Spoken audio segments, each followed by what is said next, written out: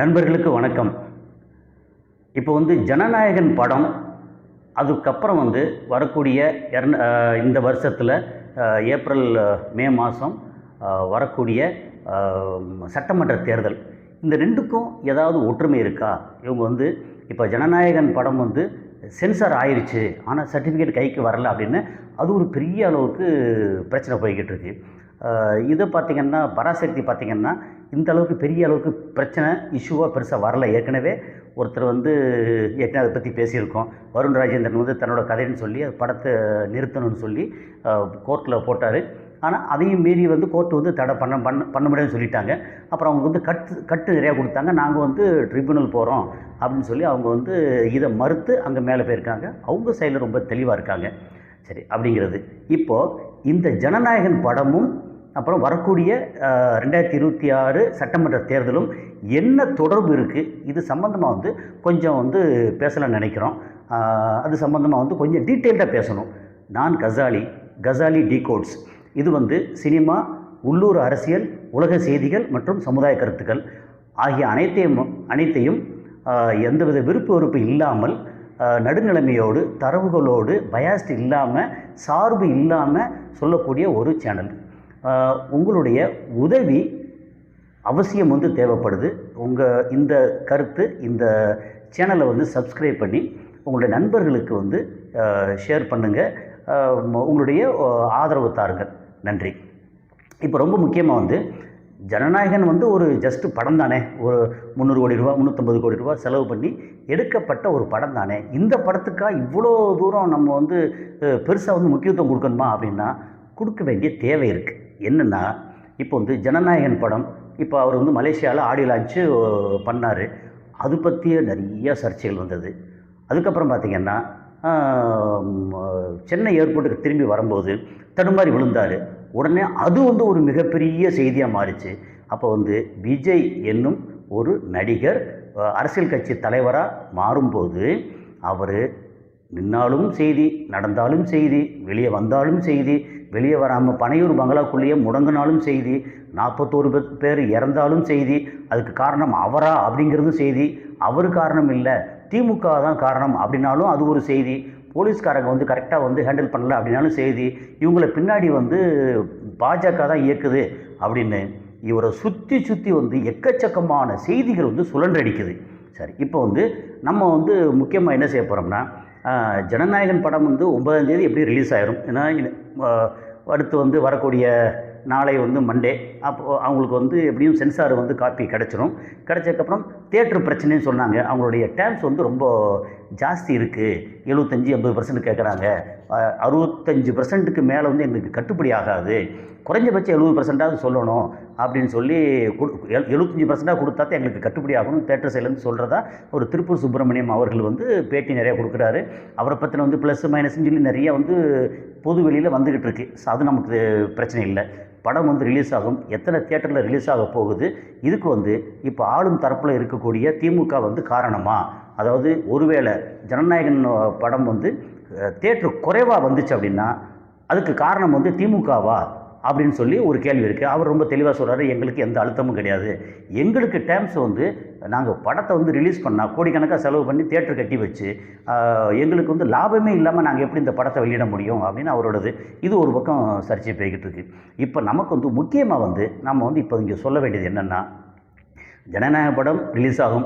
அது வெற்றி தோல்வி அப்படிங்கிறது அடுத்து ஒரு வாரத்தில் நமக்கு இன்னொரு 5 நாளுக்கு அப்புறம் ரிலீஸ் ஆகுது. படம் எப்படிப்பட்ட படம், அது தெலுங்கு படத்தோட தழுவலா, காப்பியா, அல்லது அதோட ரைட்ஸ் வாங்கி பண்ணுறாங்களா அப்படின்னு நிறைய மாறி மாறி போய்கிட்டே இருக்குது. சரி, அது நமக்கு பிரச்சனை இல்லை. ஆனால் ஜனநாயகன் படத்தோட தோல்வி ஒருவேளை அது வெற்றி அடையட்டும். ஏன்னா சினிமா துறையில் எல்லா படமும் நல்ல விதமாக வெற்றி அடையணும் அப்படிங்கிறது தான் நம்மளுடைய விருப்பம். இந்த படம் வெற்றி அடைஞ்சால் விஜய்க்கு இதில் 26 ஏப்ரல் மேலே நடக்கக்கூடிய சட்டமன்ற தேர்தல் ஒரு பெரிய மைலேஜுக்கு எக்ஸ்ட்ரா கிடைக்க ஒரு பூஸ்ட் கிடைக்கும். ஒருவேளை தோல்வி அடைஞ்சா என்ன ஆகும்னா, ஒரு படத்தை கூட உருப்படியாக வந்து கடைசி நேரத்தில் அவரால் வந்து வெற்றிகரமாக பண்ண முடியலை. அவர் வந்து தமிழ்நாட்டை வந்து எப்படி வந்து கட்டி காப்பார், இந்த படத்துக்காக அவர் வந்து என்ன எஃபர்ட் எடுத்தார், படத்துக்கே எடுக்காதவர் நாட்டுக்கு எப்படி எடுப்பார் அப்படின்னு அவரை பற்றி நிறைய வந்து விமர்சனங்கள் வரும். இப்போது நம்ம வந்து அடுத்து தொடர்ந்து ஒரு சீரீஸ் வந்து ஒன்று பண்ண போகிறோம். என்ன பண்ணுறோம்னா, இப்போது ஒரு தொகுதி மொத்தம் 234 தொகுதி இருக்குது. ஒவ்வொரு தொகுதியிலையும் எப்படின்னு ஒரு வாரத்துக்குள்ளே வந்து இந்த சீரீஸ் ஆரம்பிச்சிடும். ஒரு 100க்கு மேற்பட்ட எபிசோடு வரும். என்ன காரணம்னா, நமக்கு வந்து அரியலூர் ஆரம்பித்து அரியலூர், செங்கல்பட்டு, சென்னை, கோயம்புத்தூர், திண்டுக்கல், தருமபுரி, ஈரோடு அப்படின்னு ஆல்ஃபபெட்டிக்கல் ஆர்டரில் என்னென்ன மாவட்டங்கள் இருக்கோ அந்த ஒவ்வொரு மாவட்டத்திலையும் எத்தனை தொகுதிகள் இருக்கோ ஒரு தொகுதியை பற்றியும் இப்போ வந்து யார் என்ன அளவில் வரப்போகிறாங்க அப்படின்னு கம்ப்ளீட்டாக டேட்டாவோடு அலச போகிறோம். அந்த அலசல் வந்து நம்மளோட இதில் தொடர்ந்து இன்னும் எப்படின்னா, இந்த எஸ்ஐஆரோட சர்ச்சைகள் இப்போ வந்து 4, 5, 3, 4 இப்போ வந்து இந்த ஸ்பெஷல் அந்த பிஎல்ஓக்கள் வந்து உட்காந்து விடுபட்ட ஆட்கள் எல்லாத்துக்கும் வந்து அப்ளிகேஷன் ஃபார்ம் 6 கேட்டிருக்காங்க. இப்போ பார்த்தாலும் அங்கங்கே தெரியுது. ஏற்கனவே வந்து 28, 29 அதில் ஃபார்ம் 6ல் கொடுத்தவங்க வந்து கிட்டத்தட்ட 5,60,000 பேருக்கு மேலே கொடுத்துருக்காங்க. ஆனால் நீக்கப்பட்டவர்கள் அந்த வந்து அட்ரஸே இல்லாதவங்க அப்படிங்கிறது வந்து 66 லட்சம் பேருக்கு மேலே. அதில் 5.5 லட்சம் பேர் கிட்டத்தட்ட ஒரு மிச்சம் வந்து இன்னும் 60 லட்சம் பேர் இருக்காங்க. அதில் இந்த 2 நாளில் வந்து எவ்வளோ பேர் வந்து திருப்பி கொடுக்க போகிறாங்க அப்படின்னு தெரியல. இப்போ 5,43,00,000 பேர் அப்படிங்கிறதுல ஏற்கனவே 18 வயசை கடந்தவங்க இது வரைக்கும் வந்து அப்ளை பண்ணாமல் இருந்தவங்க, அவங்க அப்ளை பண்ணால் எத்தனை பேர் பண்ணியிருப்பாங்க? ஒருவேளை ஒரு 15 லட்சம் 20 லட்சம் பண்ணியிருக்கலாம். இப்போ வந்து விடுபட்ட ஆட்களில் வந்து ஓவரால் வந்து ஒரு 15 லட்சம் பேர் அப்படின்னா மொத்தத்துக்கு வந்து ஒரு 30 லட்சம் பேர் 35 லட்சம் பேர் வந்து அடிஷ்னலாக சேர்றதுக்கு வாய்ப்பு இருக்குது. அப்படி சேரும்போது 5,43,00,000 இன்னும் ஒரு 30 லட்சம் அப்படின்னா கிட்டத்தட்ட 5.25 கோடி வாக்காளர்கள் வந்து தமிழ்நாட்டில் வந்து இருப்பாங்க. இந்த 5.25 கோடி வாக்காளர்களில் இளைஞர்கள் எத்தனை சதவீதம்? இந்த சதவீதத்தில் ஒருவேளை இளைஞர்கள்லாம் நார்மலாக வந்து ஒரு 10லேருந்து 12% இருக்கிறதா, அதாவது 18 வயசுலேருந்து 25 வயசு வரைக்கும். அப்போது ஒரு 8, 9, 10% ஆவரேஜாக இருக்கிறதா தகவல். அப்புறம் 26லேருந்து 35 வரைக்கும், 36லேருந்து 50 வரைக்கும், அப்புறம் 50+. இந்த மாதிரி வயசு வகைப்படுத்தும் போது எவ்வளோ பேர் இங்கே இருக்காங்க அப்படின்னா, ஒருவேளை நம்ம வந்து புரிதலுக்காக ஒரு 6 கோடி வாக்காளர் இருக்கான்னா 6 கோடி வாக்காளர்களில் இளைஞர்கள் எவ்வளவு, அதுக்கப்புறம் 26லேருந்து 35 வரைக்கும் எவ்வளவு, இது ஏன் பர்டிகுலராக சொல்கிறோம்னா, இவங்களும் வந்து விஜய்க்கு ஓட்டு போடக்கூடிய ஒரு கூட்டமாக இருக்கும். அப்புறம் இதெல்லாம் கணக்கு போட்டு பார்த்து விஜய் அவரோட டீம் இப்போ வந்து விஜய் தனிச்சு நிற்க போகிறாரா, அல்லது டிடிவி ஓபிஎஸ் எல்லாம் அதில் சேர போகிறாங்களா, சேர்ந்தால் என்ன நடக்கும், ஒருவேளை திமுகலேருந்து காங்கிரஸ் வந்து பிரிஞ்சு வந்து விஜயோட வந்து சேர போகிறாங்களா, அப்புறம் சேர்ந்தால் ஒரு தொகுதியிலையும் என்ன நடக்கும், அப்புறம் தொகுதி பங்கீடுங்கிறது எப்படி பார்த்தாலும் பிப்ரவரியில் வரும். அதுக்கு முன்னாடி நம்ம வந்து டென்டேட்டிவாக சொல்லுவோம். இப்போ இந்த தொகுதியில் ஏற்கனவே வந்து 2021 திமுக நின்று ஜெயிச்சிருந்தாங்கன்னா அந்த திமுக வேட்பாளர் திரும்பவும் நிற்க வாய்ப்பு இருக்குது. அப்போ அவங்களுக்கு வந்து எவ்வளோ ஓட்டு கிடைக்க வாய்ப்பு இருக்குது. இப்போ விஜய் வந்ததுனால திமுக பாதிப்பு எவ்வளவு, அதிமுக பாதிப்பு எவ்வளவு, நாம் தமிழர் கட்சி பாதிப்பு எவ்வளவு, அப்புறம் வந்து விடுதலை சிறுத்தைகளுக்கு பாதிப்பு எவ்வளவு வரும், இந்த மாதிரி காங்கிரஸ் அவங்களுக்கு என்ன, காங்கிரஸ் வந்து ஒரு 18 தொகுதியில் ஜெயிச்சிருக்காங்களா, 25 தொகுதியில் போட்டி போட்டு அவங்களுக்கு என்னென்ன பாதிப்பு வரலாம், அப்புறம் பிஜேபிக்கு என்ன பாதிப்பு வரலாம் அப்படின்னு இந்த பாதிப்பு அப்புறம் ப்ளஸ் மைனஸ் எல்லாத்தையும் வந்து கம்ப்ளீட்டாக ஒரு தொகுதியும் அலச போகிறோம். அப்புறம் 234 தொகுதியும் வந்து நம்ம வந்து எந்த விதமான வெறுப்பு இல்லாமல் அலச போகிறோம். அந்த அலசலுக்கு வந்து இந்த ஜனநாயகன் படம் இருக்கே, இந்த ஜனநாயகன் படம் வந்து ஒரு என்ன சொல்லணும்னா ஒரு விசிட்டிங் கார்டு மாதிரி. இந்த படத்தை வந்து ரொம்ப பெருசாக பேசுகிற காரணம் 26ல் வந்து அந்த கட்சி வந்து என்ன ஆக போகுது, ஒரு படம் வந்து சூப்பர் டூப்பர் ஹிட்டு அப்படின்னா மற்றவங்களும் வந்து ஒரு அதிமுகவில் இருக்கிற இன்னும் ஒரு சில தலைகள் வந்து இவரோட வந்து சேரலாம். அப்புறம் இவர் வந்து இது வரைக்கும் பதுங்கி இருந்தவர் படத்தோட வெற்றிக்கு அப்புறம் வந்து முழுக்க தமிழ்நாடு முழுக்க ஃபுல்லாக வந்து ஒரு ரவுண்ட் அடிக்க கிளம்பலாம்.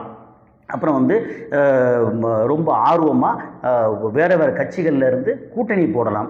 அப்படிலாம் போட்டு இந்த இதை வந்து தாவேகாவோட கூட்டணி அது வந்து பெரிய பலமாக இருக்கா பலம் ஆக போகுதா அப்படின்னு தெரியும்.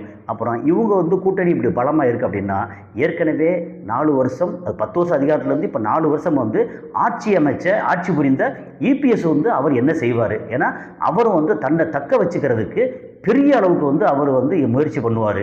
பணமாக இருக்கட்டும், உழைப்பாக இருக்கட்டும், எல்லா வகையிலையும். சரி, இவங்க 2 பேரும் இப்படி பண்ணுறாங்க அப்படின்னா நாம் தமிழர் கட்சியோட நிலைமை என்ன?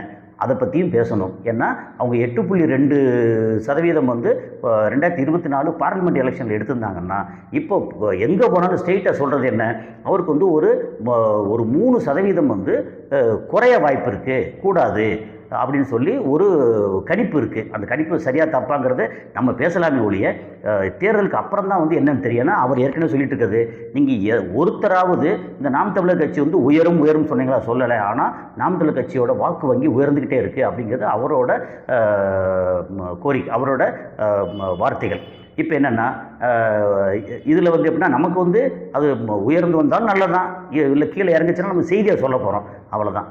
அப்படிங்கும்போது இந்த மாதிரி ஒரு சூழலில் வந்து 2026 சட்டமன்ற தேர்தலில் ஒரு தொகுதியிலையும் என்ன நடக்க போகுது, யார் எவ்வளோ ஓட்டு வாங்க போகிறாங்க, சும்மா இவங்க ஜெயிப்பாங்க அவங்க ஜெயிப்பாங்க அப்படின்னு வெறுமனை இல்லாமல், இப்போ இவ்வளோ ஓட்டு இருக்குது. இப்போ உதாரணத்துக்கு வந்து சோழிங்கநல்லூர் எடுத்தாச்சா 7 லட்சம் ஓட்டு இருந்தது, அதில் வந்து ரொம்ப குறைஞ்சிருச்சு, கிட்டத்தட்ட வந்து 1 லட்சம் ஓட்டு பக்கம் குறைஞ்சிருச்சு.